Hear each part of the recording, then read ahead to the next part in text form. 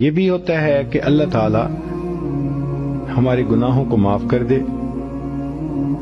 تو علامہ سخاوی رحمۃ اللہ علیہ نے قول البدیع میں یہ حدیث روایت کی ہے، بخاری شریف کی روایت ہے کہ جو شخص جمعہ کے دن عصر کی نماز پڑھ کے اپنی جگہ بیٹھا رہے اور 80 مرتبہ یہ درود شریف پڑھے، اللہم صلی علی محمد النبی الامی وعلی آلہ وسلم تسلیما، تو اس کو 80 مرتبہ پڑھنے پر اللہ 80 سال کے گناہوں کو معاف فرما دیتے ہیں۔ 80 سال سے مراد پوری زندگی کے گناہ معاف۔